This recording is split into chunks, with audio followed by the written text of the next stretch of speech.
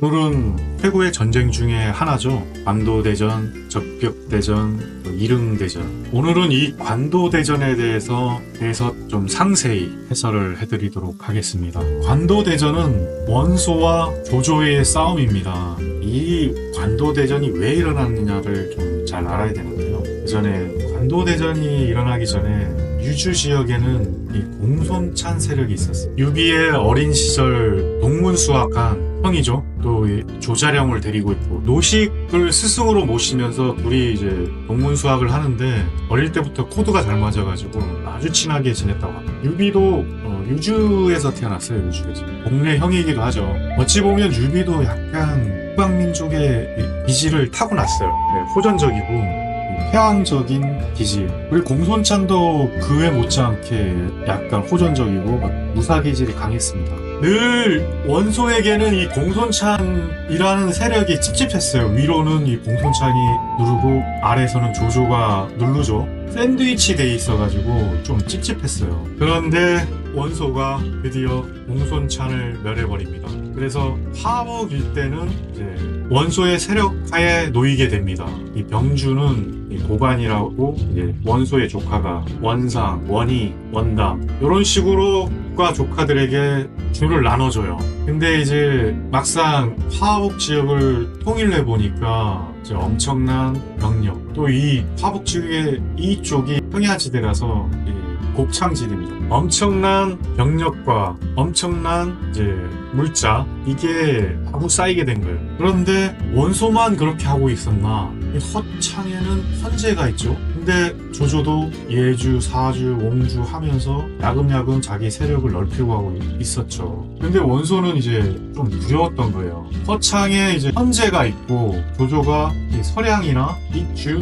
형주, 양주까지 다 먹어버릴까봐 조금 두려웠던 거죠. 왜냐면 헌제를 지금 데리고 있고 듣든 안 듣든 지금은 한나라의 승상이고, 그래서 약간 심리적으로 여유를 가져야 되는데 원소는 조급해집니다. 그래서 원소가 선빵을 날리기 시작해요. 이 모든 주의 병력을 모아서 한 70만 대군을 화강 북쪽의 여양이라는 곳에 대군을 집결시킵니다. 그리고 서기 200년경 원소가 드디어 관도대전을 일으킵니다. 이 관도대전은 원소가 백마로 진출하면서 발발한 전쟁인데요. 원소가 이 예양으로 다시 돌아갈 때까지의 전쟁을 통틀어가지고 관도대전이라고 하는데, 원소의 군대는 한 70만, 조조의 군대는 한 7만 정도 됐다고 연예에는 나오는데, 정사에서는 원소 한 10만, 10만도 엄청 많죠.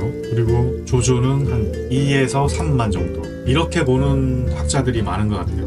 이 지역에서 과연 70만의 병력을 모을 수 있을지 이게 참 의문이에요. 휴양제가 100만 대군을 모으고 고구려 침공할 때도 이 100만이 아니다 하는 설이 있는데, 단순히 화북 일대에서만 70만을 모은다? 이게 가능한 일인지 잘 모르겠어요. 우리 관도대전 때는 70만, 적벽대전 때는 80만, 이릉대전 때는 100만. 이게 솔직히 그 시대의 인구로서 가능한 수치인지 잘 모르겠어요. 이게 너무 과장이 많이 들어간 것 같아요. 우리 예를 들어가지고 어디에 길거리 응원한다면 100만이 모였다, 1000만이 모였다 이러면 가장법이 있지 않습니까? 정확한 수치도 아니고. 그런 것처럼 여기에 한 70만이라는 대군은 좀 과장이 된 것 같고, 제가 생각해도 한 10만 정도가 모이지 않았나 이런 생각이 듭니다. 그리고 조조의 군대는 한 만에서 3만 정도, 이렇게 따지면 원소의 군대가 10배에서 최소 3배 정도는 됐다. 이런 원소의 군대가 백마항 지역을 공격을 합니다. 그래서 이 조조는 좀 당황했죠. 파친을 할 건가 아니면 전쟁을 할 건가 고민하다가 역시 언젠가는 원소와 결전을 해야 되기 때문에 결국 조조는 원소와의 일전을 벌이게 됩니다.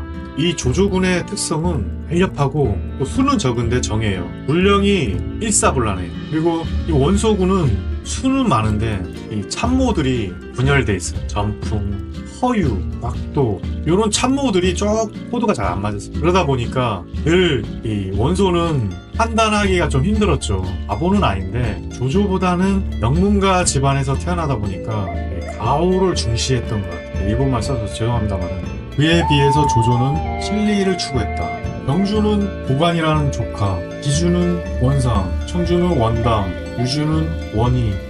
그러다 보니까 실력 위주보다는 어찌 보면은 라인을 타는 그런 경향이 강한 반면에 순유, 곽가 등 참모들이 성향은 틀려도 조조를 위해서 단합된 상태였습니다. 그래서 조조가 택한 치고 빠지는 거, 게릴라, 백마에서 치고 빠지고 여기서 약간 소모전을 일으켰어요. 세력을 약간씩 약화시켰습니다. 그리고 이제 대군이 관도로 와서 서창을 노릴 때 최종 방어선을 쳤죠. 여기서 원소의 군과 조조의 군이 배치를 하게 됩니다. 관도 지역에서. 이 관도 지역이 뚫리면 허창성이 먹히니까 조조 입장에서는 마지막 이제 마지노선이죠. 근데 이 관도 지역에서 조조와 원소가 붙었는데 원소가 집니다. 원소가 깨져요. 비록 원소가 졌지만 원소에게는 뭐 거의 8알 정도가 남아있었어요. 그대로 병력이. 날이 갈수록 기주를 통해 가지고 무한공급이 되죠.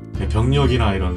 그에 반해서 이제 허창이나 이쪽에서 올 수 있는 물자는 한계가 있었던 거예요. 장기전으로 가면 결국 조조가 불리해집니다. 여기서 버티면서 원소는 계속 물량을 받고 소모전을 계속해버리면 결국 조조가 이길 수 없는 싸움인데, 역시 야구도 그렇고 전쟁도 그렇고 끝날 때까지 끝난 게 아니죠. 이 관도에서 일격을 당했지만 원소에게는 아직도 8알, 연희에서는 뭐 한 40만에서 50만, 실제는 한 8만 정도 군대가 아직도 건재하기 때문에 조조도 좀 타격을 받았겠죠. 관도에서 싸우면서. 그렇기 때문에 더 이상 소모전을 한다는 거는 조조 입장에서는 전쟁에서 지는 거기 때문에 뭔가 대책이 필요했는데, 그때 나타난 게 구세주가 허유입니다. 이 허유가 어떤 사람이냐면 이 천재적인 참모예요. 원소예요. 어찌 보면 작전사령관, 기무사령관, 심지어 국정원, 요 모든 거를 한꺼번에 수행하고 있던 사람이 허유였지 않나 이런 생각이 드는데, 뭐 곽도, 전풍, 원소와의 갈등 때문에 결국 허유가 조조에게 투항해버립니다. 뭐 연희에서는 이 허유의 아들이, 여기서 보면 불량미를 배송을 해야 되죠. 이 불량미 중 일부를 착복해버립니다. 그렇게 나오는데 이거하고는 관련 없을 것 같고, 원소와의 갈등과 원소의 참모와의 갈등에서 조금 이견한, 그래서 도저히 원소를 따르지 못하겠다 하면서 조조에게 투항을 해버리는데, 원소에게는 정말 뼈아픈 일이 되는 거죠. 이 전투에서 알량과 문추도 잃었는데 이제는 허유까지 조조에게 투항해버리니까 원소에게는 쓸만한 인재들은 다 제거가 돼버린 거예요. 이제 믿을 거라고 못난이 삼형제와 조카 정도 뿐인데, 허유가 조조에게 정말 기발한 작전을 짜줍니다. 관도 지역에는 원소의 8알 대군이 남아있어요. 이 대군을 뛰어가서 오소 지역에 군량 창고가 있는데 이 군량 창고를 습격해라. 그러면 당황한 원소의 대군은 무력화될 거다. 이런 작전을 짜줍니다.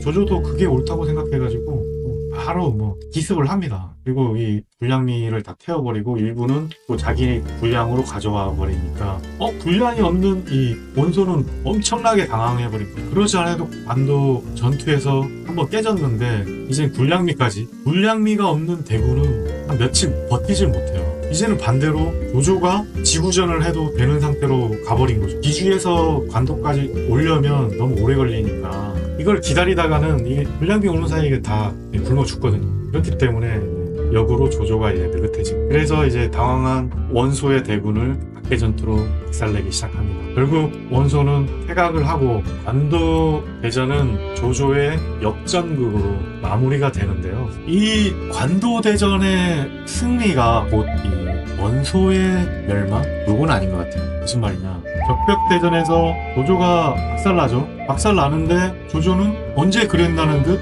별로 잃은 건 없었어요. 형주 정도가, 이건 어차피 공짜로 얻은 땅이기 때문에 저도 그만인 거고, 나머지 세력은 다 있었던 거죠. 그러니까 병사는 잃었을 때 자기 세력은 잃지 않았던 거죠. 조조는 진짜 자기 합리화가 뛰어난 사람이지. 자기 주머니에 나간 돈은 내 돈이 아니다.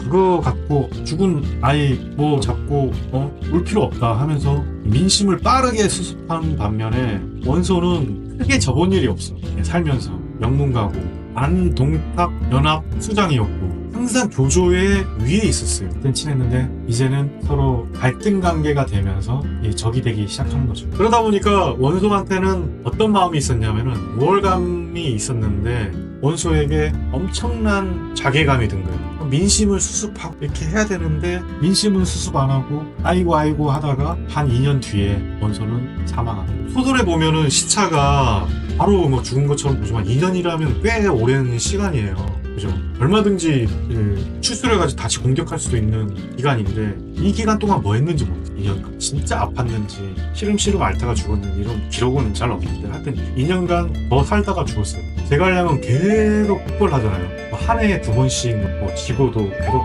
공세를 취했는데 이 원소는 한 번 지니까 완전히 기가 꺾여가지고 시름시름 앓다가 죽어버려요. 근데 여기에서 어떤 제갈량이나 조조, 원소의 어떤 사람됨을 볼 수 있는데요. 제갈량 실패하더라도 그걸 업데이트 해가지고 또다시 공세적으로 하는 그러니까 대단한 사람인 것 같아요. 뭐라고 해야 되나? 실패하면 그게 어떤 슬럼프에 빠지는 게 아니라 이 조조도 슬럼프에 빠질 시간도 없다. 난 그렇게 배부르지가 않다. 아직 싸워야 할 적도 많고 그리고 조조 입장에서 적벽대전에서 혼권, 유비, 유장 세력이고 이 세력들이 또 있었기 때문에 이 지역을 이 조조가 큰 지역을 다 가지고는 있어도 남쪽 세력이 되었기 때문에 빨리 정신을 차린 겁니다. 그에 반해 원소는 해전의 상처가 너무 컸는지 시름시름 앓다가 죽었는지 아니면 화병으로 죽었는지는 잘 모르겠는데 저는 이건 것 같아요.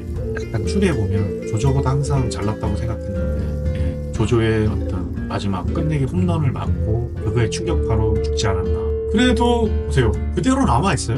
뭐 원소의 세력이 박살난 것도 아니고 그대로 남아있어요. 근데 이제 원소가 죽으면서 보관, 원상, 원희, 원당 이 애들이 약간 유산에 대해서 갈등을 일으켜. 우리 현대에도 재산 싸움 나오면 망하잖아요.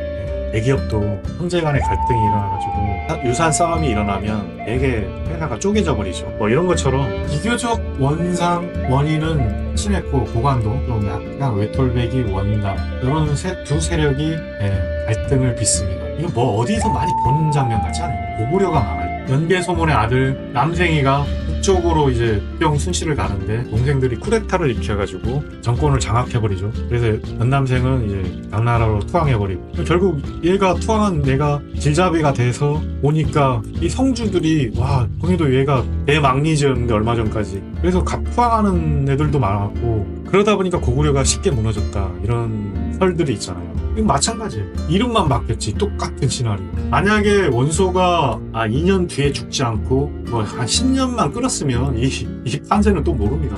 결국은 원소가 빨리 죽었기 때문에 화복이 분열이 됐고 이 아들들의 재산 싸움 때문에 결국은 학계 전투로 조조가 화복 일대를 평정하게 됩니다. 여기서 교훈 진짜 집안 싸움 하지 말자. 집안 싸움 하면 가문이 간다. 나라도 망하고 이런 교훈을 좀 드릴 수가 있는데 저는 오늘 관도대전에 대해서 즐겁게 보셨는지요?